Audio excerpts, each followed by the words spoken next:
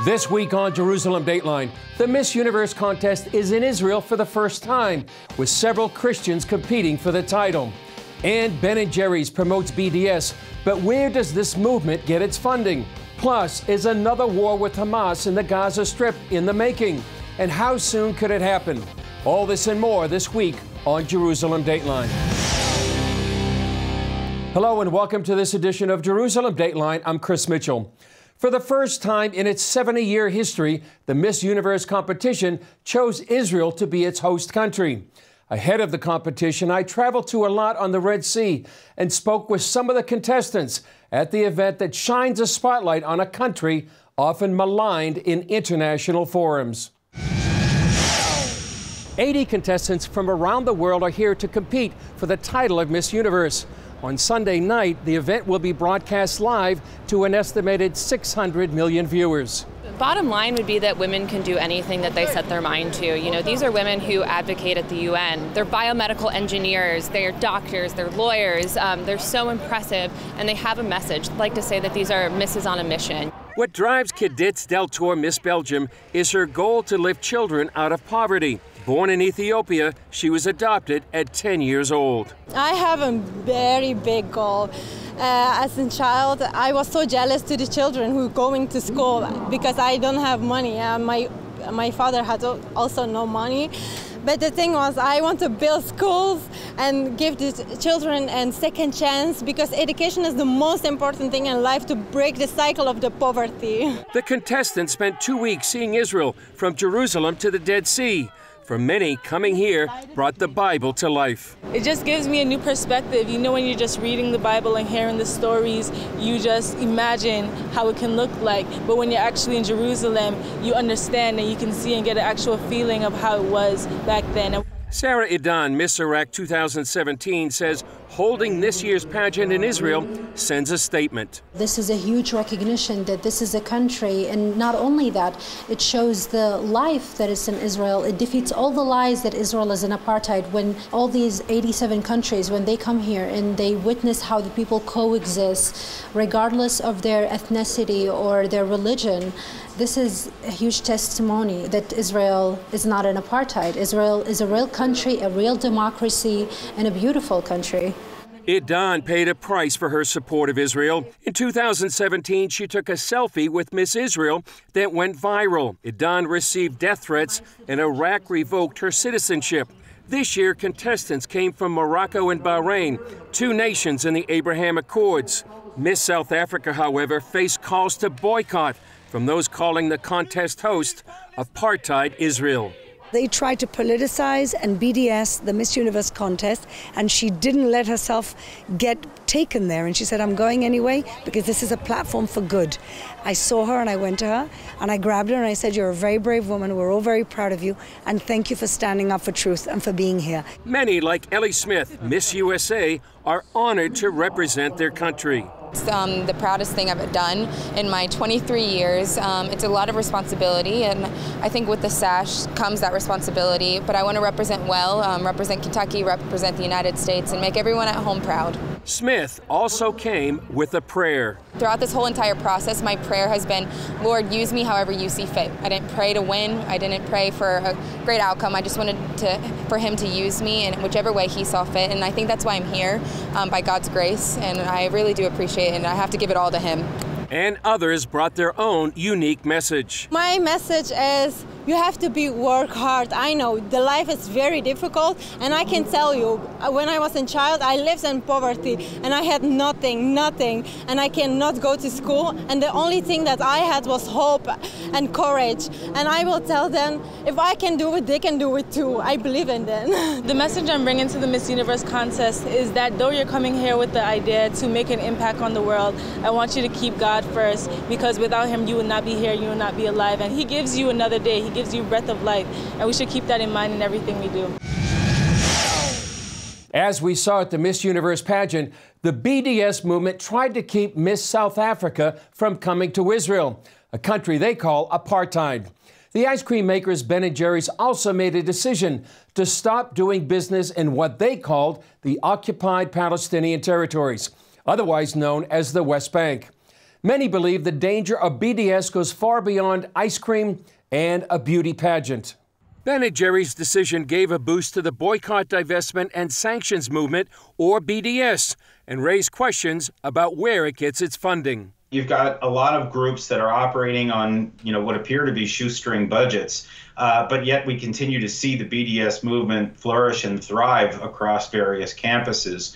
I think what it means is that this is a very decentralized funding network. In 2016, Jonathan Schanzer testified before Congress and shared his research into the funding of the BDS movement. But then finally stumbled on one group called American Muslims for Palestine. Many of them worked for charities that were previously shut down by the U.S. government for supporting Hamas. This, of course, came as a surprise to us. The more we dug, the more we realized that there was a network, a relatively small one, but apparently influential, that was active on campus. I think it ultimately demonstrated that even if this group is not engaging in anything illegal, and I think it's important to stress that, that their background is important, that this is not just simply a social justice movement, but rather a group that is motivated by very ideological reasons. Schanzer tells CBN News the network is doing now what it did in 2016. In a related development, Israel recently targeted 6 NGOs for aiding the Popular Front for the Liberation of Palestine, or PFLP. That group is designated as a terror organization by the U.S. So what we're also seeing is that a number of these so-called charities and NGOs really cover for terror groups like PFLP and others as a way to funnel money that ultimately goes to these groups for the purpose of carrying out boycott activities. Arsen Ostrovsky says boycott activities go back 20 years to the movement's beginning at a UN conference in South Africa designed to fight racism. It ended up coming together to promote racism and against one state and one state only, the Jewish state Israel. Annette Will says that helped propel BDS to become a key weapon against the Jewish state. She points out the main BDS tactic is to demonize and delegitimize Israel. Through its signs are placards. The placard strategy is the equations that everyone who goes to an anti-Israel demonstration sees on their placards. Zionism equals, or Israel equals, or the Star of David equals. These words in our collective consciousness, they connote evil. So what happens through the placard strategy is basically people are exposed to an ongoing refrain that says Zionism, Israel, Star of David equals evil. That, according to Wilf, promotes the idea of Israel as the global villain. There is no greater good in this world than the eradication of evil. So if you create this mental mindset, you create a global mindset that there is an evil out there, and the evil is Israel and Zionism. You're basically saying, because Israel, Zionism, and the Star of David are evil, whatever you do to rid the world of this evil will be justified. Ostrovsky says this helps explain the growth of violence worldwide against Jews earlier this year during Israel's war with Hamas in Gaza. Now, this doesn't happen in a vacuum. It is a direct result of this pervasive discourse singling out and vilifying the Jewish state for opprobrium, and that goes to the very core, the very center of what the BDS movement is doing. And since much of this discourse happens at colleges and universities, BDS creates an unsafe place for young Jewish students. Especially students who identify as Zionist or pro-Israel. The economic impact of BDS on Israel seems minimal, especially as the startup nation gets financially stronger through ties with its Arab neighbors and the Abraham Accords. Schanzer warns, however, the battleground is not so much the economy, but the hearts and minds of the next generations. Particularly on college campuses, teaching them, I think, a lot of falsehoods about Israel, about its history, about its politics. And this will certainly make things more difficult for Israel in the future as it battles future generations of what we would call BDSers. And I think this really represents the great challenge, not a well-funded movement, as some people might suggest. It is the dedication to the destruction of the Jewish state. And unfortunately, this is something that has been around for 7+ decades and counting. Coming up, 7 months after the Hamas-Israel war, could another war be on the horizon? Israeli security forces are on high alert after a recent spate of Palestinian attacks. Many believe Hamas is behind those attacks and trying to spark another war with Israel.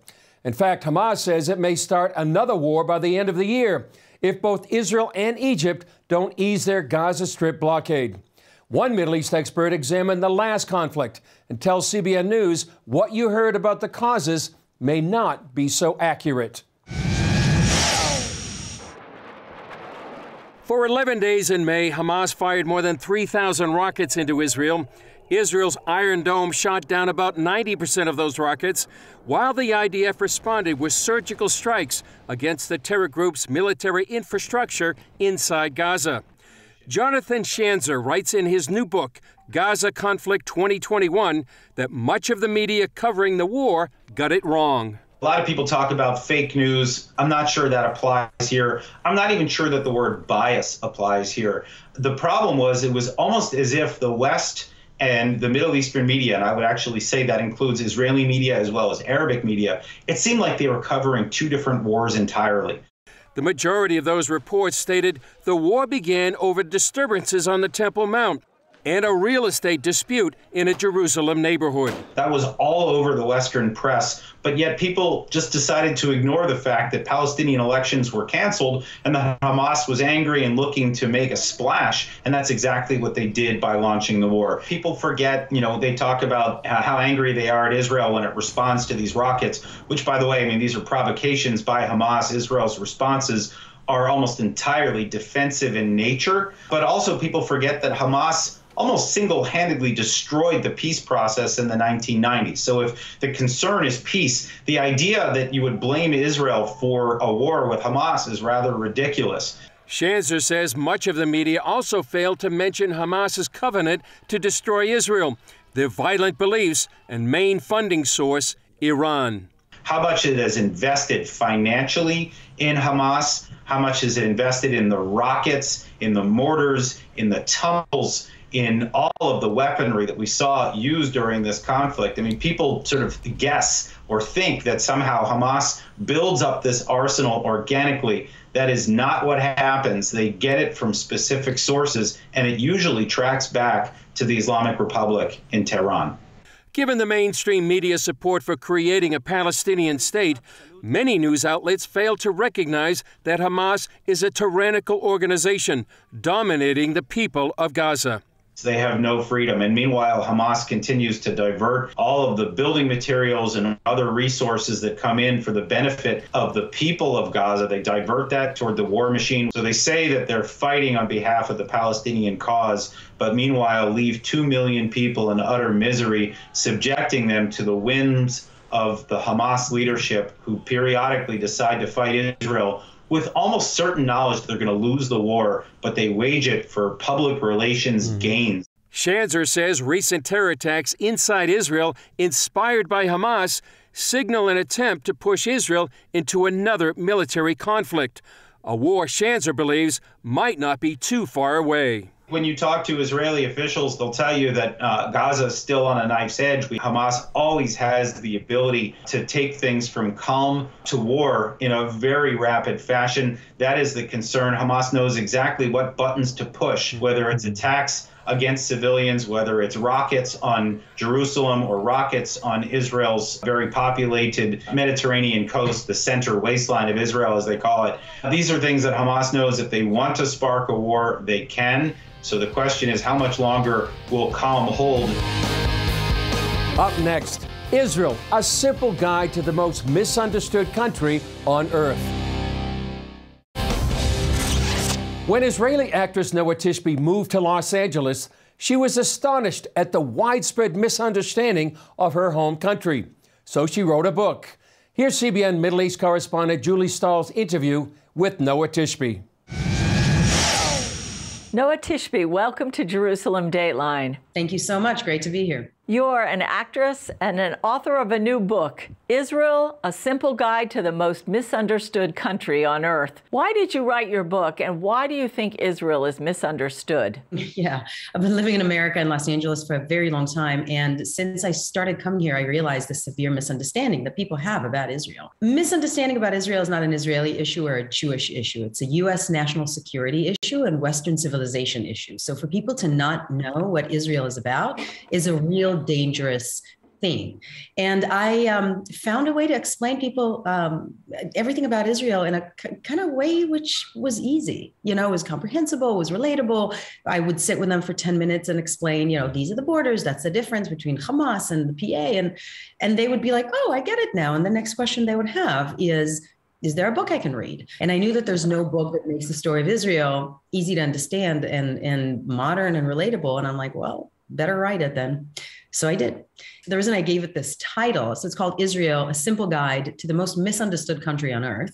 So obviously it's hyperbole. The discrepancy that I found is between the difference between how much people don't know about Israel, but how many strong opinions they actually have. The most misunderstood country on earth, not necessarily because it's the most misunderstood country on earth, but it's the country that has the most amount of passion, arguments, and debates, and people tending to have an opinion without knowing any of the facts at all. Anti-Semitism, we're hearing a lot about that. It seems to be on the rise in America and around the world. What do you think is spurring that at this time, and what can be done to stop that?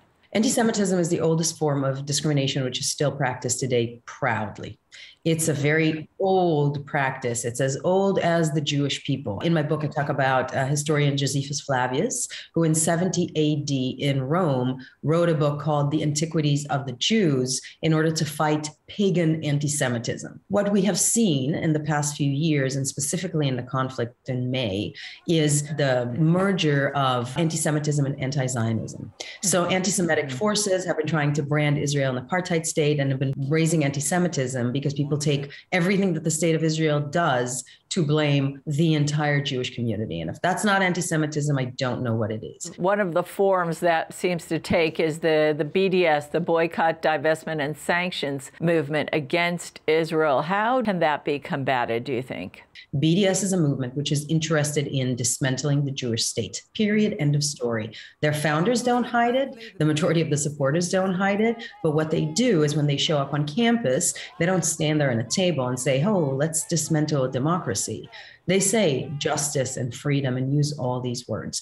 In their entire writing, they don't say the word peace one time. BDS is against the Abraham Accord. BDS is against peace. BDS's chant, their supporters chant, from the river to the sea, Palestine will be free, is a call for ethnic cleansing, and it should be very concerning. From the river to the sea, Palestine will be free. They're trying to brand Israel an apartheid state like South Africa, and I go into this deep dive in going through congressional hearings about their sources of funding and what they are about. They should not be allowed on campuses in America. They're poisoning our youth. Do you think that people in America or elsewhere in the world, do they really have a clear idea of the relations between Jews and Arabs here in the Middle East, do you think? When you live in Israel, coexistence is there all the time. So from the United States, this looks horrible and it looks like the sides are always sparring. And then you go to a pharmacy in Israel and the Arab pharmacist and gives you your medicine and it's a non-issue. So of course, there are a lot of problems within Israel. But what I say is a lot of the times the debate in America is kind of using red herrings and like catnip in order to divert from the actual big story, which is Israel is the only country in which its existence is being questioned. Anything else you'd like to tell us, Noah, about your book? I've been on your network before, and it's got a little bit of a salty language, but it's a very fun history book, and I think it would make a great Christmas gift. Still ahead, swimming with the dolphins in Israel's main resort town, Eilat. Earlier, we took you to the southern Israeli port city of Eilat, the site of the 70th Miss Universe competition. The city is also a popular vacation spot where visitors can rent scuba gear and swim with the dolphins. Take a look.